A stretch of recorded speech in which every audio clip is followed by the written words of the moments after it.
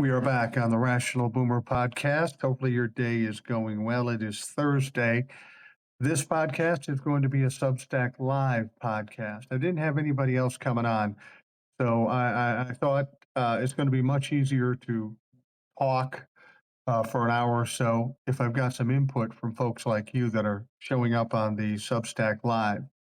That's the important thing you have to understand. Those of you that are in the Substack Live, I'm counting on you. Got a little cold here. To talk for an hour is not the easiest thing, especially when I don't have a guest. So I need some help in terms of questions, comments, whatever you got. I'm open to hearing from it. I don't always get a chance to talk directly to people, and I enjoy doing that. So hopefully, some of you will see it your way to participate. There's so much going on, so many things that just seem surreal. It's frustrating.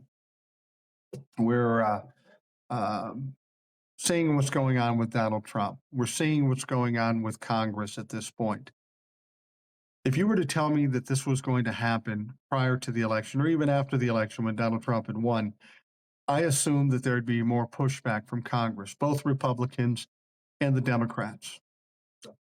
Unfortunately, we haven't seen that. There is very little courage in Washington, D.C.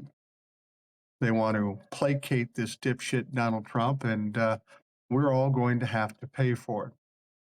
I don't know if you saw that this representative, LaMonica McIver from New Jersey, she was at that little kerfuffle at the detention center, the ICE detention center in Newark.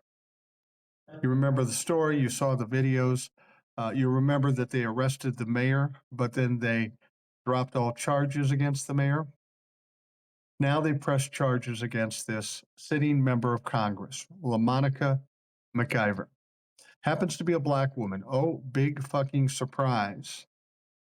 They claim that she put hands on an ICE officer.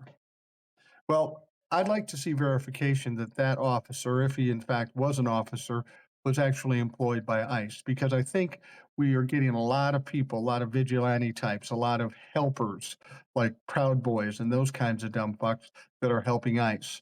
And if this person was not employed by ICE, well, then that looks more like assault by them.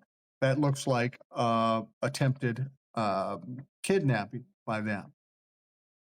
So, anyway, they threatened to charge this woman. And the telling tale is that Helena Baba, or Alina Baba, is the prosecutor in New Jersey because Donald Trump put this dipshit there. You remember Alina Baba, she was part of his defense team through all of his trials. She lost everything she did. She embarrassed herself because she doesn't know what she's talking about. And so she's now prosecuting this representative. But prior to prosecuting this representative, she went to the representative and said, "Listen, if you just admit your guilt, confess, we'll work something out on this." And she said, "Fuck no, we ain't doing that." And I'll tell you why they did that, because if they go to court, they've got some real problems. There's going to be something called discovery, not only from her side, but the prosecution side is going to have to reveal a lot of things, like who this ICE person was. Were they qualified to be there? Were they an employee of the ICE agency? And then we're going to see the video, and we're going to see all the witnesses. And this isn't going to go well for the Trump administration. But this is what they do. They double down, they triple down, and they hope that you bend and back down and bend a knee. But when you don't, they're not smart enough to back off of it. They'll keep doing it until they ultimately fail. And that's frankly what they always do. They always fucking fail. Incandescent Light says it's difficult to decide what to focus on. I chose calling all my representatives to oppose the big, beautiful bill. I use the 5 calls app, make it easy with scripts. Good idea. Yeah, that's something we should do. And we'll talk about this big, beautiful bill in a moment. The bond markets are going to bitch slap them into reality. Yeah, we saw some reaction from the stock market today, didn't we? Dropped like 800 or 900 points. They keep talking about, oh, it's going up, it's going up. Here's the important thing to remember about the stock market. prior to Donald Trump doing the tariffs, right after Joe Biden left office, the Dow Jones was at 45,000 points. It's a record high. Right now, we're at about 41.8. That's more than 30,000 3,000 points less than when he started. So even if you do get some of it to kick back up again, we got a long way to get back to where we fucking were. And that's all on Donald Trump. Fawn McFarland says lots of shit will come out in court. Yeah, you can bet that. And they don't want to go to court. That's why I'm expecting they're going to do the same thing that they did with the mayor. They'll push it as far as they can. And when the representative doesn't give in, they'll drop the charges and act like the fucking heroes. Trevor Lee says Aaron Parnas posted a video about the Republicans voted no. Yeah, I don't know if they've had an official vote on the bill as yet, but they're having all kinds of trouble. See, the problem with the Republicans, there's two factions that aren't working together. You got one faction that thinks the cuts aren't deep enough. And then you've got the other faction that maybe has a little sense and realizes if I vote for this, that's political suicide. That's political suicide.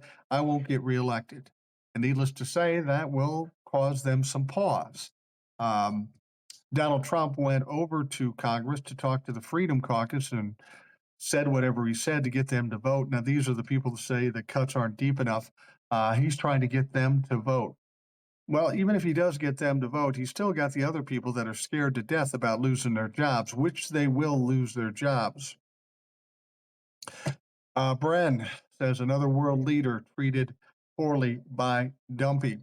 Yeah, we had the president of South Africa come to the White House. His name is Cyril Ramaphosa, I believe his name is. He sat down with Donald Trump in the Oval Office and they had a little press conference. And honestly, I knew what was coming. I knew he was going to ambush this guy. And that's exactly what he did. And he did that for a very good reason. He wanted to substantiate what he was doing by bringing these white Afrikaners into this country.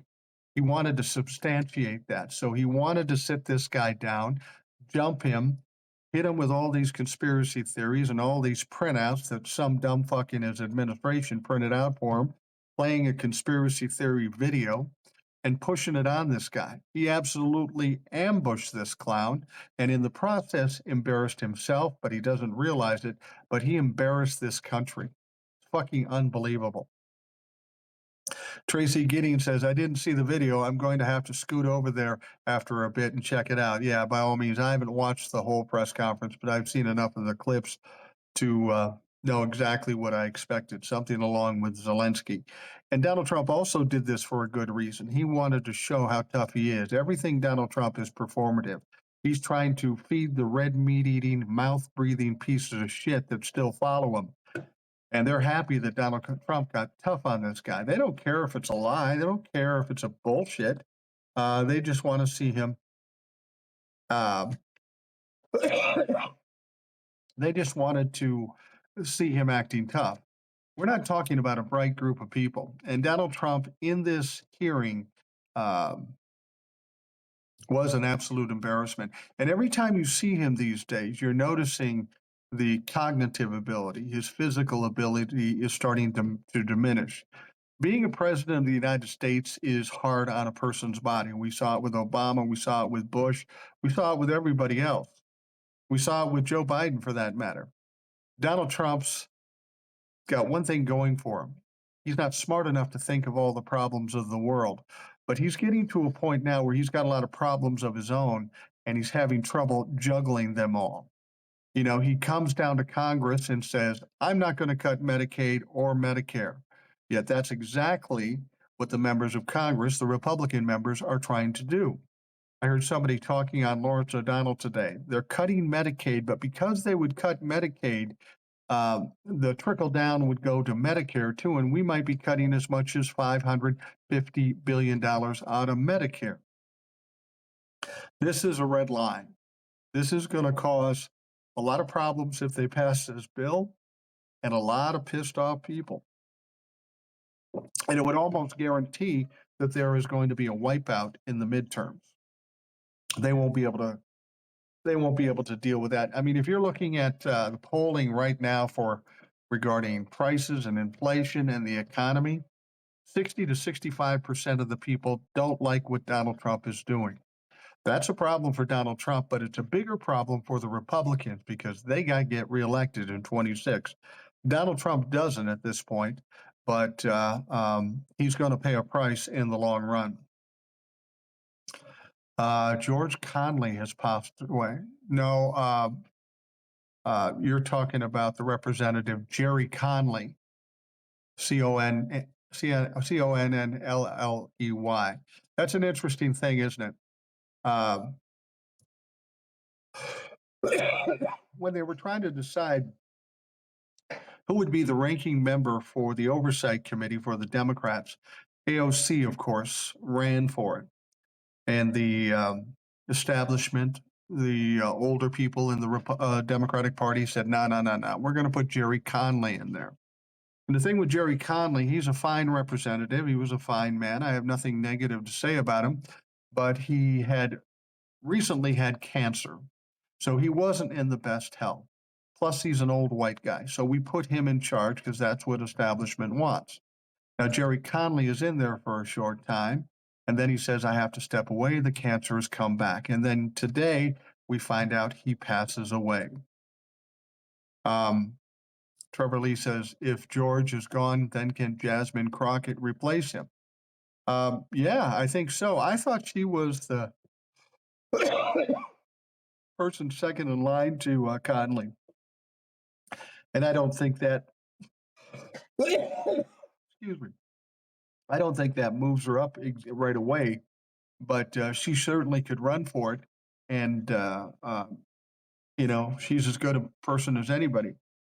I mean, this is what the Democrats have to do. They really have to look at going younger. These old people were in charge when we lost on November 5th. So it's about time we make some changes. I got a rule of thumb in my life. If I do something over and over again, it doesn't work, maybe it's time to do something different. And that's where the Democrats are at this point. They need to do something different.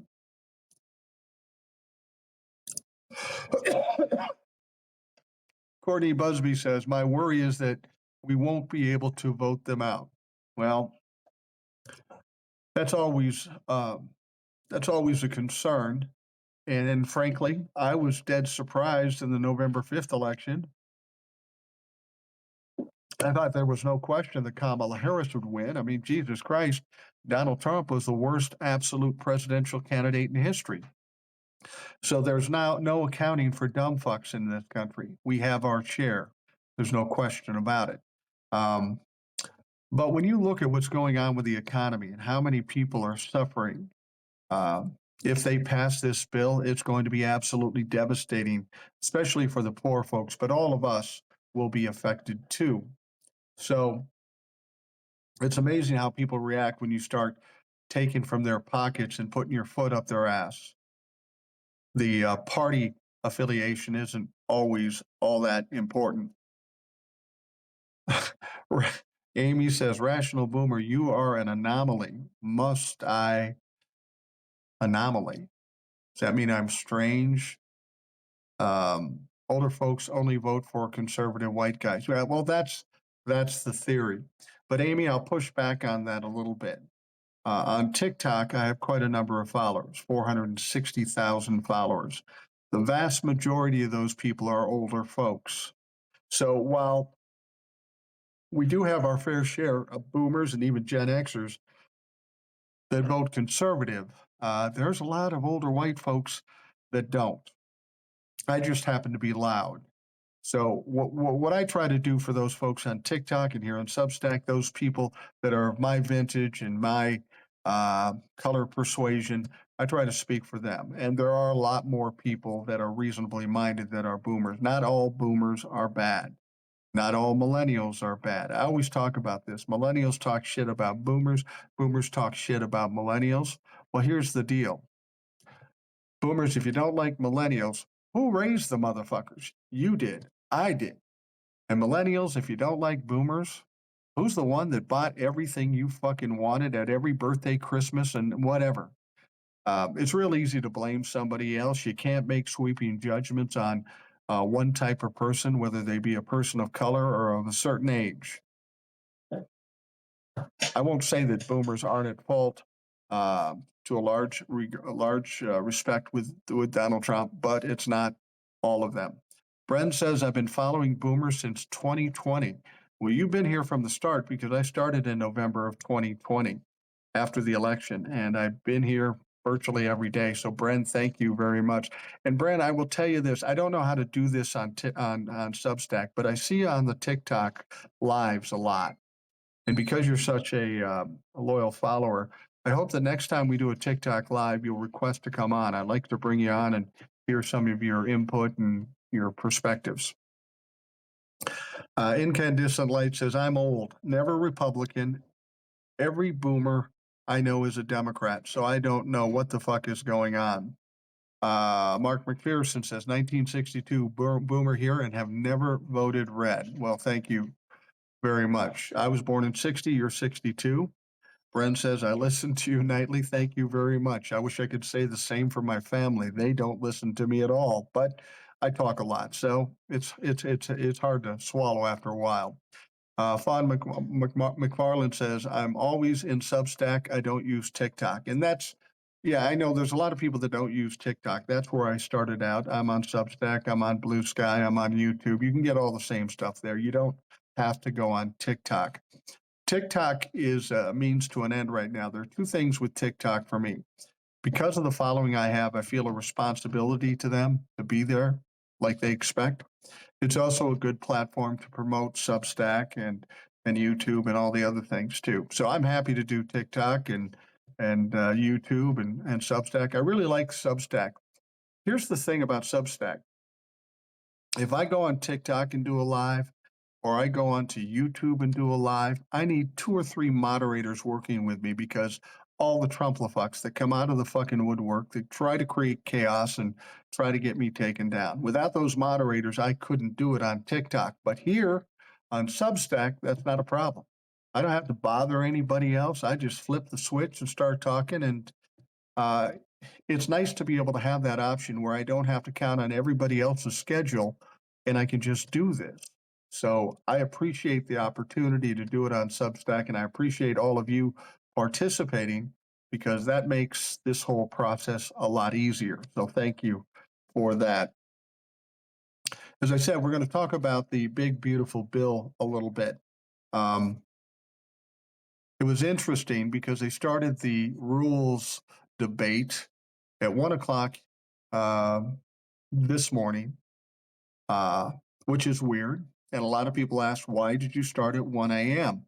And the reason they did that is because there's a lot of things they don't want the general public to know. They think the general public can't read or hear.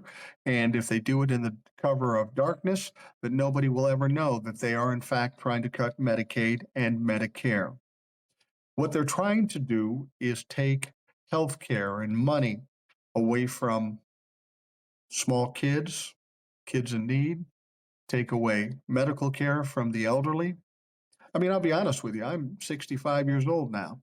I get Social Security and I get Medicare. Just got on Medicare last month. The idea that they'd want to take something away from people who put their money into it their entire lives, that fucking pisses me off. And if they end up doing such a thing, I dare a Trump-la-fuck to walk by me. I will slap the taste out of their mouth just for being the fuckers that supported this bullshit. Fawn McFarland says, being in Iowa, I heard about Miller Meeks voting to cut for Iowa. Fawn McFarland says she's a traitorous bitch. I wish my mother-in-law and father-in-law would listen to you instead of the orange stain. Yeah, Amy, I get that. You know, as much as I know that there are a bunch of boomers out there that aren't crazy Trump-la-fucks, I know there's a lot of them. One of the things about being on TikTok, I get this a lot, and it threw me at first, and now I kind of get it. I get a lot of younger people following me on TikTok and YouTube, and maybe here on Substack too. And the reason they do it is because they see me as a surrogate for their father, a father that they loved, but they lost to Trump-la-fuck, Trump-la-fuckism. They became Trump-a-fucks, and now they don't feel comfortable talking to them because they're off in this fucking cult. So I guess in many ways, I'm a replacement, at least on the internet, for those folks that have lost their fathers or mothers to this ridiculous cult. There does have to be people of a reasonable mind speaking out. That's always been the problem with Democrats. Republicans are always louder. They're always in your face, and they overtalk Democrats quite a bit, and Democrats get pushed to the side. Well, I'm one such Democrat. I'm not really a Democrat, but I'm fighting for the Democrats. That I challenge any of those Republicans to talk louder and longer than I do. Since I have that capability, I felt it was my responsibility, not only as somebody who can speak their mind, but have a pasty white face and be old too. We are the people that they want to protect. So we are the ones that should be speaking out. Trevor Lee says if Medicaid and Medicare is cut, pitchforks and torches and bats at 1600 Pennsylvania Avenue. I agree. To be perfectly honest, you would think there had been enough done now for that to happen. But when we're talking about the deportations and the arrest of members of Congress, I was just talking to Old Soul, who's on the show quite frequently, and she's doing a lot of protesting. And she's telling me about all the ridiculous, horrific things that are going on at these protests by ICE agents. And I said, it's only a matter of time when people won't be able to take it anymore, when their parents won't have medical care or their kids won't be fed or whatever they do. There's going to come a time where we could see violence out there. And that's not something I want to see. I don't think that's a good thing. But you can only push people so far. You can only do so much to them before they start pushing back to the point where they don't have anything to lose anymore. Like with the idea of not having due process. Well, if you don't have due process, what's the point of somebody just standing there and letting somebody grab you and take you away? You might as well fight. And that's what they're forcing in this situation. Fawn says, I'm 40 and thankful that my dad was not a Republican. Yeah, I can appreciate that. Incandescent light. I lost my father and mother and 5 of my 6 siblings to the cult. My life is destroyed, but I will build it back somehow. Well, somebody told me something one time, incandescent light, and I try to follow that. Now, most of my family is reasonably minded. There are a few that aren't, and I don't really talk to them anymore. I can't. I don't have any respect for them, and I don't trust them. But when we talk about family, we have mothers and fathers and siblings and all that stuff, and they're important. But somebody once said the most important family you have isn't the one you came from, it's the one you've built. So focus on the family you created. That is your priority now. The other people, they're going to do what they're going to do. And unfortunately, you have no control over it. But you don't have to put yourself in a situation where you have to deal with them. Sometimes the separation is important for your own safety. I had a father who was a malignant narcissist. And as I got older, people said, "Well, you should make up with your dad." Well, I can't because he's a fucking asshole. And besides that, well, you can't hate him forever. I didn't hate my dad forever. Eventually, he became inconsequential. I didn't need a daddy when I became a daddy and then a grandfather. I don't need a dad then. My reason for staying separate from him was that I didn't want the dark cloud that followed him around everywhere affecting my family. It was bad enough it affected my family when I was young. It's not going to affect the family I'm building now. Fawn McFarland says, my daughter's friend was talking about ICE today and Nazis. I've started talking to her a bit. She's 13, African American, and getting scared. That's one of the things that frustrates me the most and upsets me the most. Over and above all the cruel and ridiculous and stupid things that Donald Trump is doing, he's striking fear in the hearts of everybody from young people all the way up to elderly people. We're all just trying to live in this life, trying to live our lives and live in this world. And he wants to make it more difficult. That's appalling, and that needs to stop. Unfortunately, at this point, we need the Republicans to get some balls and some reasonably minded ideas and put a stop to it. Bren, guaranteed some of those ICE agents are not agents. Yeah, I think, on one of the Rational Boomer podcasts, I talked to Ed, who's a regular contributor to um, to the Rational Boomer podcast. He's an older guy. He's 75 years old. He's a consummate liberal. And he said that before too. We have all these ICE agents picking people up, but a lot of these ICE agents are just dressed in black. There are no badges, there's no warrants, their faces are covered. Why are their faces covered? If you're in law enforcement, I've never seen a law enforcement official with a covered face. There's got to be a reason for it. And like what I was talking about with this sitting member of Congress who was arrested, if they're going to put her on the stand, if they're going to put her on trial, we need that ICE agent that's making the complaint. Put them on the stand, put them under oath, and let's see your qualifications, motherfucker. Incandescent Light says, I think Ed is fantastic, smart, a lot of life experience. Yeah, for those of you that don't know, I've known Ed for probably 30 years. Back in the day when I was working at a radio station, I worked with Ed every day. That's why it's so easy to talk to him on a podcast, because I used to do it every day. He knows how I think, I know how he thinks, and it's good to carry on just an easy, free flowing conversation. And he is smart, he is articulate. He's getting older now, so he's a little slower than he used to be, but he's still sharp as a tack. And I love it when he comes on the show. I can get him on at most once a week, and I would have him on more frequently if I could. Fawn McFarland says, I've been hearing about fake ICE going around and assaulting women.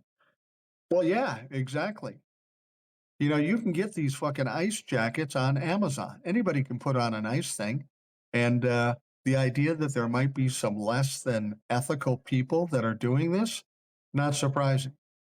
Since nobody is identifying themselves, there are no badges. How do you know if that ICE person coming up to you is really ICE or some criminal that's just trying to take advantage, whether it be a woman or man or whatever they're doing? You don't know that. And see, that's the problem. Once people come to the realization that these people may not be real, then it's a different situation. If I'm in my house and I'm got my Second Amendment right, and ICE agents block come in and they don't identify themselves, there's the stand your ground rule. Some of these ICE agents or alleged ICE agents could end up getting killed, literally. And when that happens, it'll be interesting to see how the ICE agents react. Um, Vaughn McFarland says also in Fort Dodge, Iowa, been seeing more state patrol around as well. Yeah, that's the troubling thing when they involve local police, whether it be state patrol or local cops or county sheriffs or something like that. You have to wonder at what point do the sheriffs do their due diligence to make sure that what's going on is absolutely legal. Because the fact of the matter is, it's not legal what they're doing by grabbing people off the street and then putting them on a plane and sending them to the Sudan or to El Salvador or whatever they're doing. It's all about due process. Now, these motherfuckers will try to tell you, well, if you're an illegal immigrant, you don't get due process. This is not true. What it says in the Constitution is anybody in this country is entitled to due process. It doesn't say whether you're an immigrant or whether you're a citizen. And I find it strange because a lot of these motherfuckers, these old people in Congress say, I'm a constitutional originalist. I want to overturn Roe v. Wade because in the Constitution it doesn't say anything about abortion. It had more to do with privacy, but that's what they say. So if that's what you say, then there is no mention that you have to be a citizen in the Constitution. If you're truly an originalist, you have to follow what you read. But of course, we know they pick and choose the things they want to believe and they pervert the other things. Fawn McFarland says they would have a problem at my house. Dad's a vet, and I do have a legal firearm. And you know what? To be perfectly honest with you, why wouldn't you be in a position to be able to do that? Um, Incandescent light says you can't even verify that someone is a citizen or here legally without due process. That's exactly right. Donald Trump will say, well, we can't give the due process because there's millions of people and we can't have millions of trials. Well, first of all, it's not trials, it's hearings. And whether or not it's inconvenient to you, the law is the fucking law. Just because it's inconvenient to Donald Trump or ICE doesn't mean it's not required. And if you're saying somebody is an illegal immigrant, you got to be able to prove that. We can't just take Tom Homan's word. I saw Tom Homan on TV today. This motherfucker looks like a slow Fred Flintstone. He's not the brightest man in the world. He's been asked questions. He tries to talk in circles, but he's not very good at it. He tries to talk longer than anybody else. He's not very good at it. I'm looking forward to the time when that motherfucker goes down because he's a flat out thug, a flat out criminal. Fawn says, I seriously had to reassure my daughter's friend tonight. If anything happens like that, we would keep her safe. My heart hurts truly. Yeah, what about that? We've got to worry about our children. I mean, fucking kids have a tough enough time as it is in this world with the internet and school and bullies and all that sort of thing. Now they have to worry about whether the government's going to come and pick them up and take them away. I mean, we worry about that thing with just the normal fucking criminals out there, how this might affect them or how they might be uh, victimized by just normal criminals. Now we've got the government that gets a wild hair and says, yeah, that looks like an illegal immigrant, or they look like they don't like Donald Trump, so we're going to pick them up. Fuck them. This is absolutely ridiculous. Incandescent Light says Tom Homan looks like a condom filled with cottage cheese. What a loser. That's a good illustration. I may steal that one. Thank you. Fawn McFarland says, and Christy Nome and her BS as well. Yeah, did you get a load of Christy Nome? She was being interviewed by Congress in the hearing. And one rep asked her a pretty simple question. What does habeas corpus mean? And what she said was, now she's the director of Homeland Security and a former governor of a state. She says that is a constitutional law that allows Donald Trump to deport anybody he wants. Sorry, Christy, that's not even fucking close. Habeas corpus refers to due process, which is what you're not doing. And if you don't even know what habeas corpus means, how the fuck are you enforcing these things? Um, she's always had that fear with her race. It's amplified. You know, that's the funny thing about it. We've got a lot of white people in this country that are terrified of people of color or the immigrants. And I'm not sure why. You know, I've got white people saying, well, you don't want to have the white people become the minority. Why not? Why the fuck not? Who cares? And then I realized why I don't care and why they do care. Because over the years, over their lives, they probably treated people of color in negative or bad ways. And they're afraid they're going to get it in return. For me, I've never done that. It never made sense. It seems stupid, this whole racism thing. I've told people before, look, I can tell you what it's like being in a minority. We have a second place that my wife and I go to frequently. It's in Savannah, Georgia. Absolutely beautiful place. I love the place, and everybody in that town is so nice. I've never had a problem in that town, and those people are so friendly. But here's what you got to know about Savannah, Georgia. In terms of races in Savannah, Georgia, it's 58% black people and like 38% white people. Well, I got to tell you, if that's what it's like being in the minority, I'm in for the country. If that means a better place and decent people and friendly people, I'm all for it, regardless of what the color of their skin is.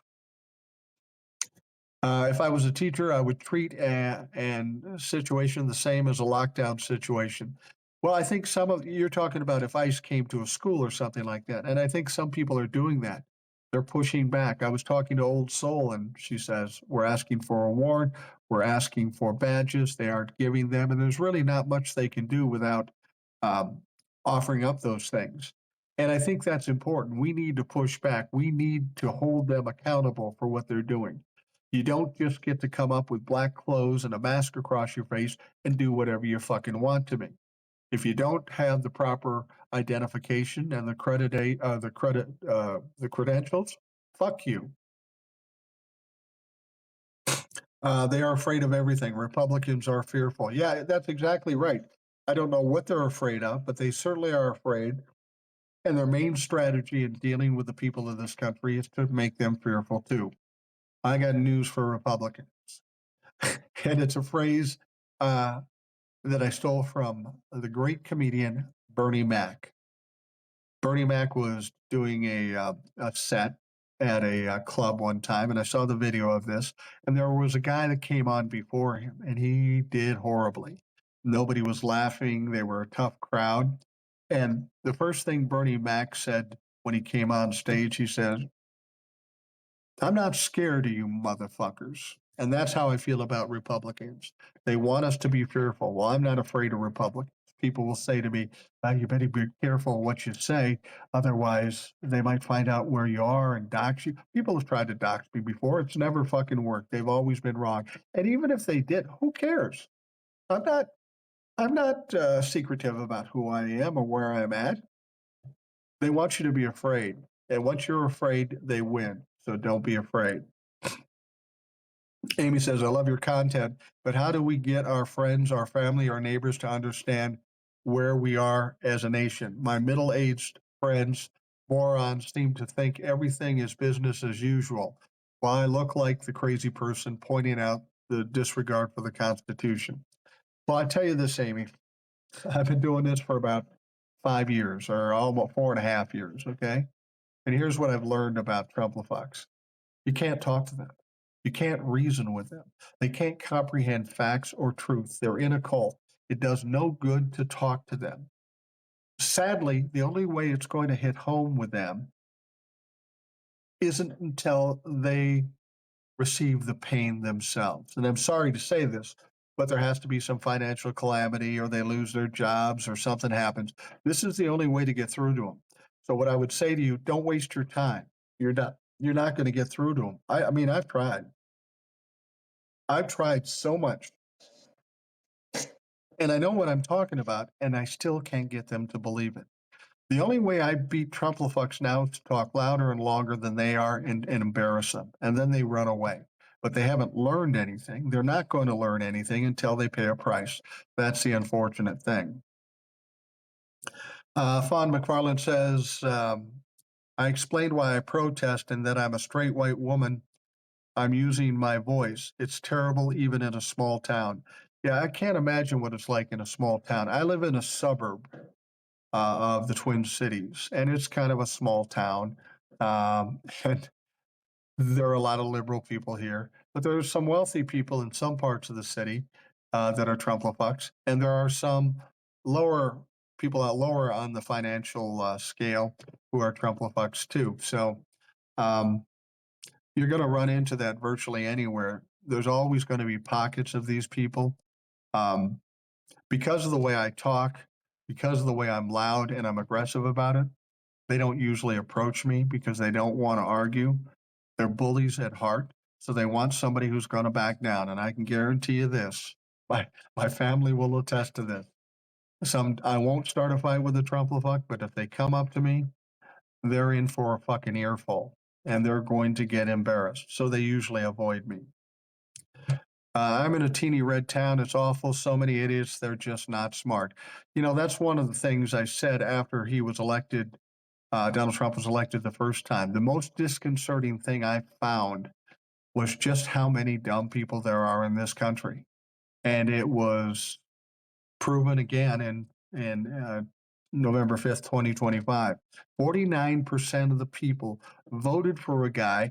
They knew he'd been convicted of 34 felonies. They knew he'd been adjudicated for rape. They knew he stole classified documents. They knew he sold these documents to adversarial countries. but they still voted for him. They still voted for him. When I was talking to a Trumplefuck one time, and I explained that to him, I said, "There's only two things that could possibly be true with you when it comes to Donald Trump. Like him, you're evil, or you're just a dumb fuck. You're stupid." And I said, "I'm a glass half full guy. I like to look at the positive side. So I'll assume you're not evil, but you're definitely fucking stupid." Surprisingly, they don't like that characterization, but that's all good. I'm happy to give it to them anyway. Fawn McFarland says it would be awesome if you could speak in Iowa. Well, Fawn, I've spoken in some places around the country, not that much, but I will tell you this: on the podcast today, if you're listening to this on the podcast, it was yesterday. I have Eric on, uh, calls himself the Analytical Iowan. And he's in Iowa. He's just an average guy like everybody else, but he's exceptionally smart. He knows a lot about Iowa, and he knows a lot about what's happening nationally too. Um, he's speaking out for Iowa. He's in Iowa. And if you haven't listened to him, I suggest you do it. It's Analytical Iowan, ANALYTICALIOWAN.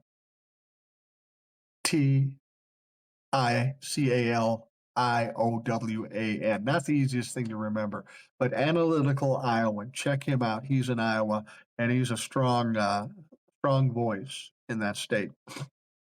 I'm in Minnesota. I could yell a little louder, and maybe it'll get down to Iowa.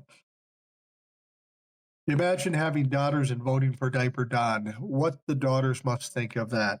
Well, you wonder. You wonder what they think. And I've said this before.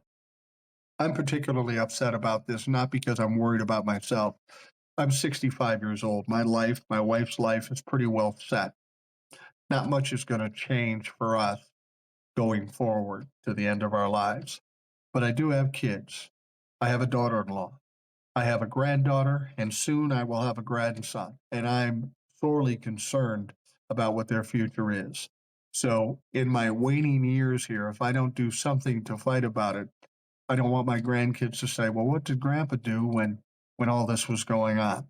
I don't know that what I do is going to have a dramatic effect, but at least I'm doing something. And if everybody did something, spoke out, um, and that's starting to happen, we would be in a much different situation when this is all said and done. Incandescent Light says, "I have two granddaughters, just little tykes. It's concerning. It is absolutely concerning." The only thing I will say about my granddaughter, she's kind of like me.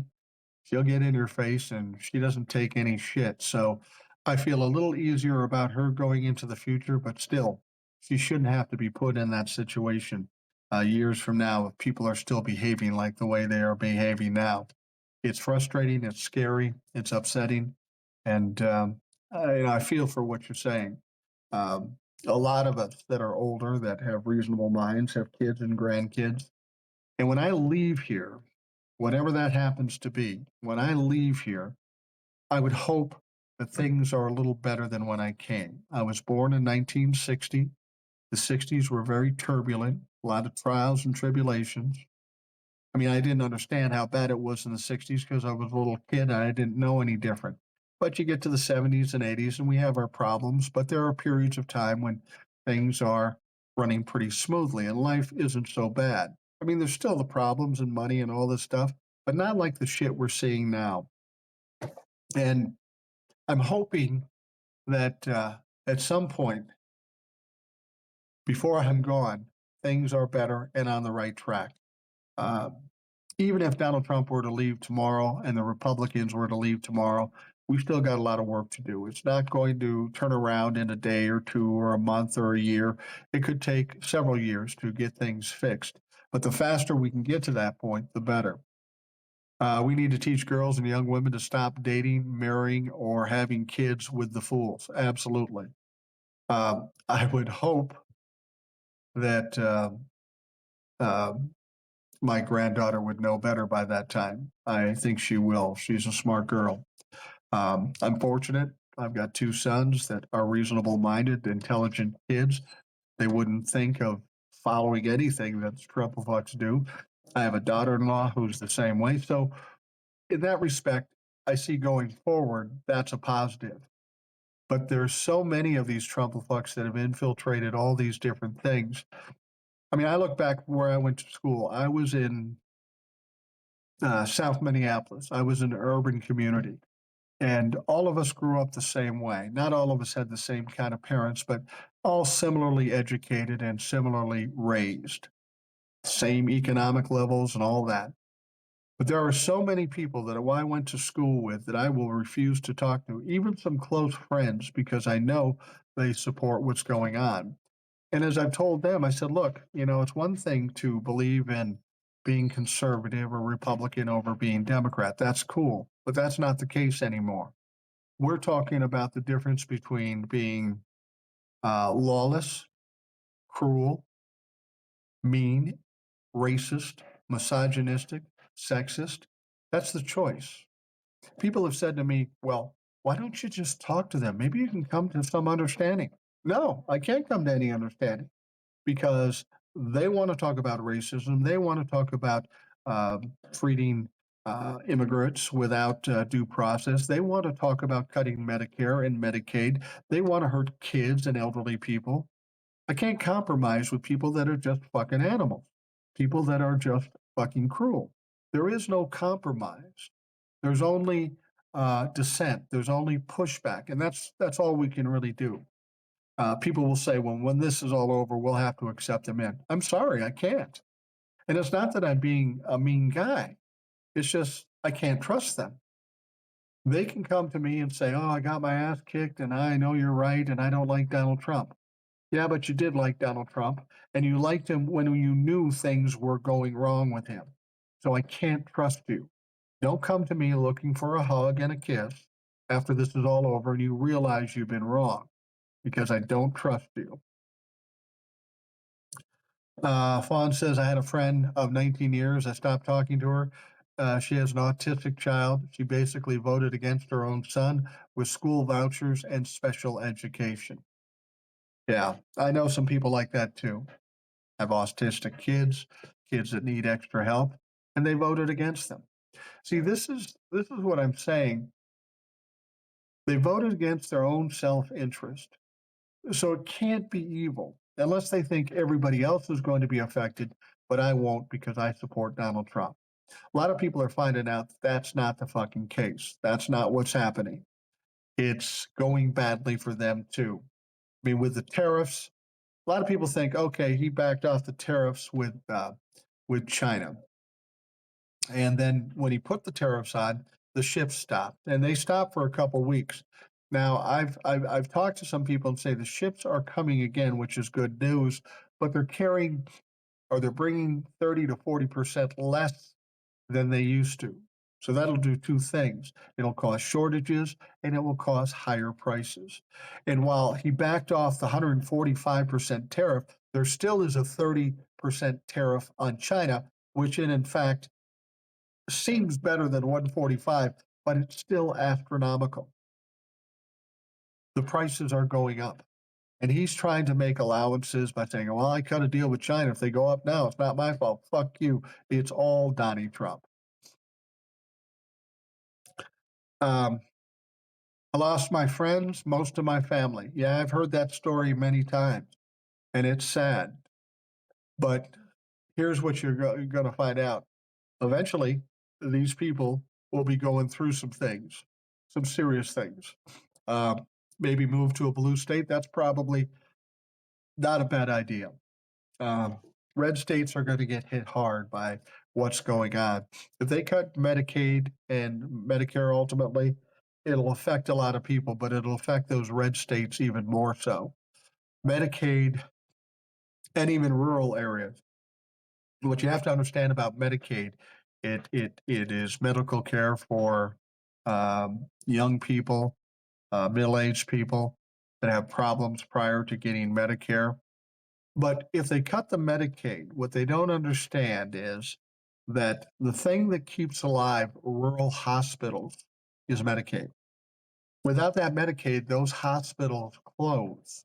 So if you live in a rural area and you happen to get sick, you may have to get in a car and drive 60, 70, 80, 90 minutes to get to a hospital. That's what you're paying for. That's what you're voting for. and good luck to you. Now, I live in a city. I'm not going to be affected by closing hospitals as much as they are. And those are largely the red voters. So when they find this out, when they fucked around and find out, they're going to have a different sense about what's going on and a different sense about Donald Trump. But guess what? By then, it's too fucking late.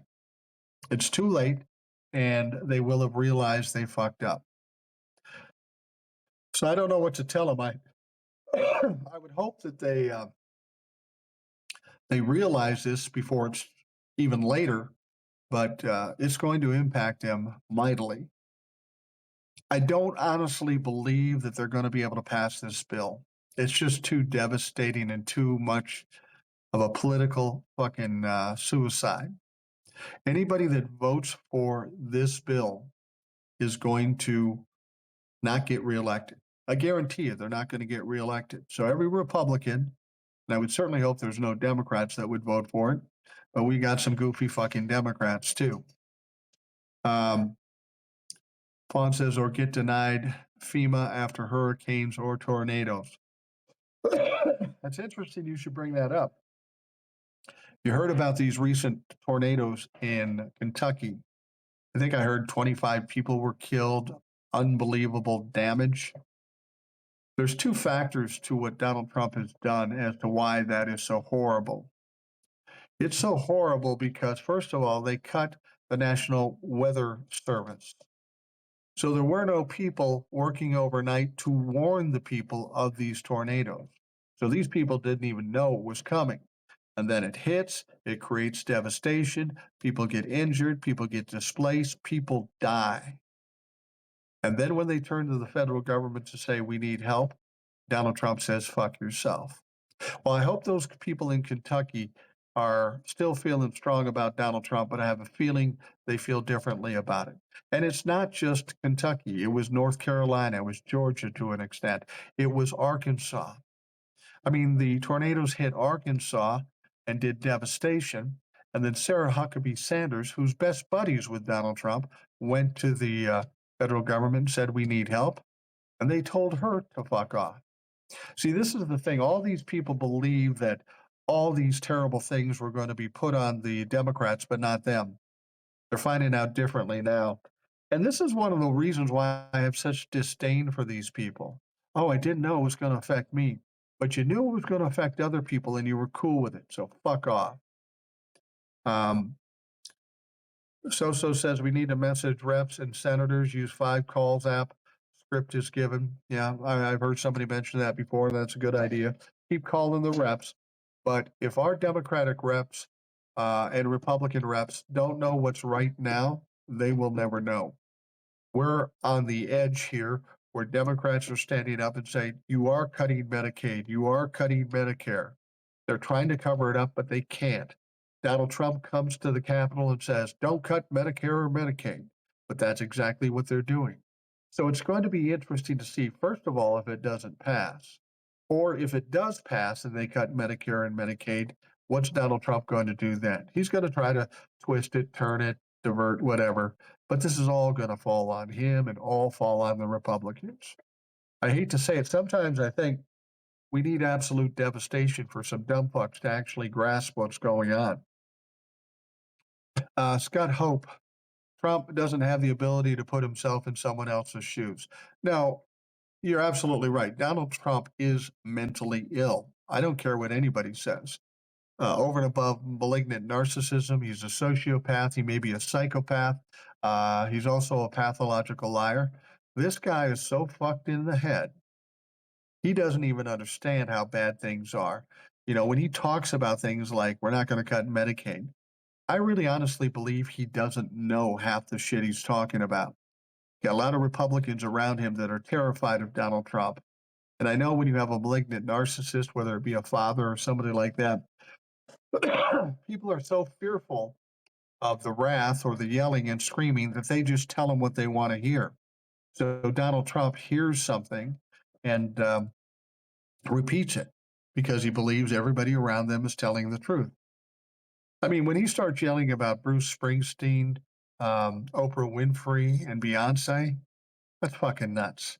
And then when he goes on to say that Obama should face a tribunal because of the cannibalistic cabal, he's getting that directly from QAnon. Your president is quoting QAnon, and he fucking believes it, and he's trying to sell it to you. That's frightening. Fawn McFarland, didn't Cory Booker vote for Jared Kushner's criminal dad to be an ambassador to France? What the actual fuck? That's true. And I don't understand why he would do that. It's just truly amazing to me. Now, here's what I do understand about Cory Booker and Jared Kushner's dad. Apparently, they do know each other. Maybe had some dealings while dealing with New Jersey, and he's a builder and all that stuff. But understand this: Jared Kushner's father has been in jail. He's a fraud. He's a money launderer. He does a lot of things. The reason he's available now is because Donald Trump gave him a fucking pardon. Now, Cory Booker stands up and does this filibuster for 25 hours.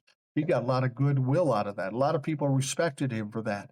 Why would you shit all over that by voting for that piece of shit? What's in it for you to vote for Jared Kushner and allow everybody to find out that you did it? This is what I've said before about Democrats. This is where Democrats are fucking dumb. People are so upset about Trump-lefucks of all kinds, whether it be the guys in the media or the politicians or just the Trump-lefucks that follow them. Democrats make the mistake when they talk to Republicans that they try to play nice. Let's talk this out. Let's work this out. You can't do that in this environment. It's too contentious. It's too adversarial. If you're going to sit with a Republican, whether it be Donald Trump or some media guy, and you're a Democrat, you better be going after them, or you better not fucking do it because you're going to get shut down. Now, the fact that Cory Booker did this after doing the 25-hour filibuster, I have some questions about Cory Booker. I thought better of him when he did this, but after doing that, I would have to think twice before ever voting for Cory Booker because I can't trust him. Like I've said about Trump-lefucks, if I can't trust you, I'm not supporting you. All right. We must have no mercy to people that kiss the ass of the criminals or any Republicans. And you're absolutely right about that. I've said this, when I was a younger man or a kid, and I went through some situations with bullies. You want to fight back with a bully, but it's very important. When you put them down permanently. And I'm not talking about death or anything like that. I'm just saying you put a exclamation point on it so there's no way they're going to come back. Because if you let somebody up, let them off, once you turn away, they're going to jump on your back. So you got to put them down, keep them down, and shut them down. The House is beginning votes on the budget. I hope the Dems learn something about not all voting against it all at once. Keep some powder dry. Make GOP own this damn scam. It's a simple matter of procedure. Yeah, there's a lot of procedures, and I won't claim to understand what all those procedures are. I don't know that I can speak on that intelligently.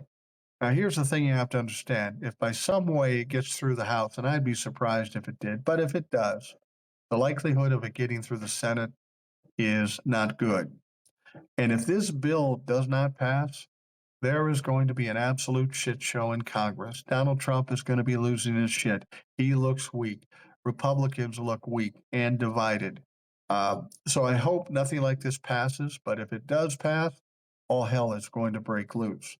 You want to talk about people not forgiving anybody? That will happen. Fawn says, can't play by the non existent rules. It's a street fight. You're absolutely right, Fawn. I've said that many times. We've got people in Congress that want to fight like it's the 90s or the 2000s, and it's not. There is no decency. There is no loyalty. There is no a decorum. You're in a street fight, and you better be a street fighter. Otherwise, you're going to get your ass kicked.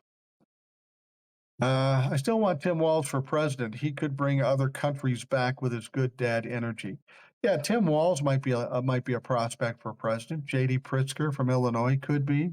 I have a feeling who's going to be the next president is probably going to be a governor. They're a good choice because they're CEOs of their state. They understand how it works. And I got to be honest with you, representatives in the House and the Senate, um, not many of them are going to come out of this next couple of years good, both Democrats and Republicans. So it's probably going to be a governor. Tim Walz would be a great choice. I know there's people in Minnesota that don't like him, but fuck you. JB Pritzker, he seems like a fighter, and I like him too. It'll be interesting to see who lines up to do it. Now, Gavin Newsom, I thought he might be a great choice, but he seems to me to be too establishment, and he fucked up in his podcast when he interviewed that Trump and played nice with him. That was a mistake, and I have a feeling he'll make that mistake again. So we'll be going through a lot of shit in deciding who's going to be the candidate. But Tim Walz, Pritzker, people like that, they would be good choices. Um, Scott Hope says, I don't know if you've already mentioned the meeting today with the South African president. Yeah, I did, but it's worth mentioning again. Donald Trump basically ambushed this president of South Africa. It didn't accomplish what he wanted to do. He's trying to substantiate his reason for bringing these white Afrikaners into the country. He's getting pushback. So now he's got to prove he's right. So he immediately attacks the president of South Africa. But in the process, what he did is he embarrassed himself and he embarrassed this country. Donald Trump is not a smart man. Every time he opens his mouth, he implicates himself in some other crime. The other thing, you remember the story about the plane, the plane that he was going to get from Qatar. Well, the Pentagon officially accepted that plane.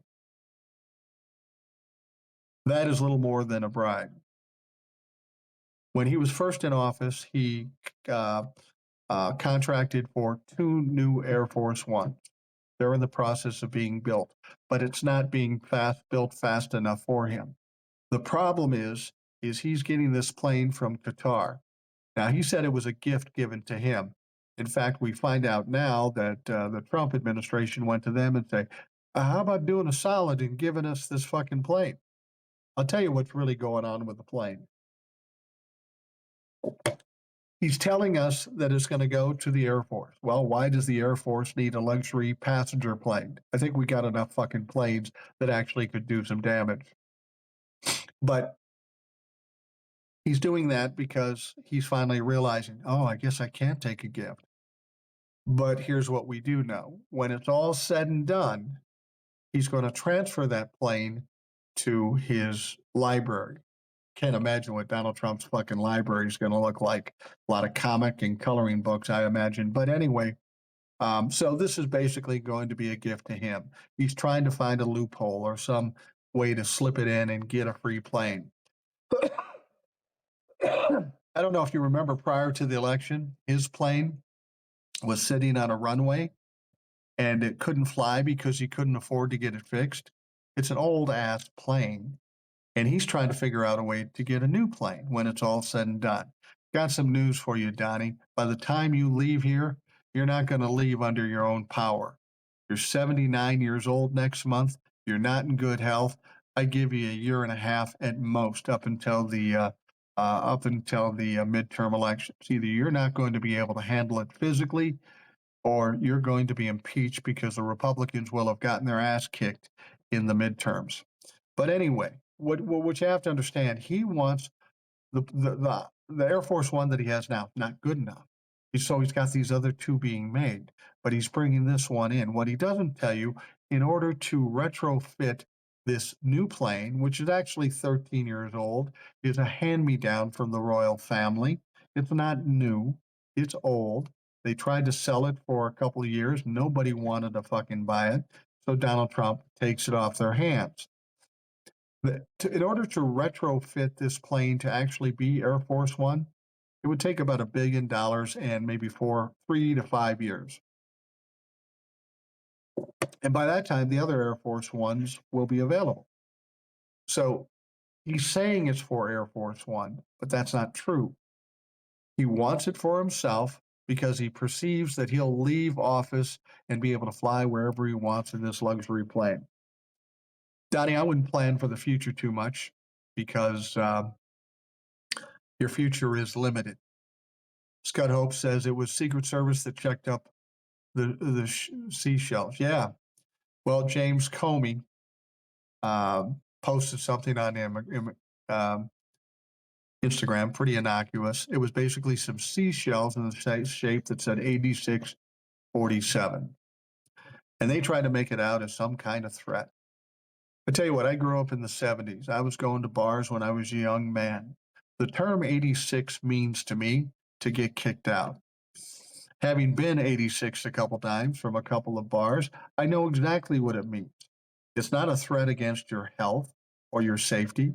It's getting kicked out. And that's what James Comey was said. Now, they sent Secret Service there to talk to him to try to intimidate him. But they can't file any charges against him. They can't do anything about it. It's just about intimidation, and that's how they do business.